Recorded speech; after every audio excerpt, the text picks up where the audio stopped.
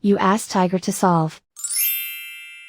This deals with linear equations with one unknown. The final result is x equals 13/6. Let's solve it step by step. Swap sides. Group all constants on the right side of the equation. Add 4/3 to both sides. Combine the fractions. Combine the numerators. Reduce the zero numerator. Simplify the arithmetic. Find the lowest common denominator.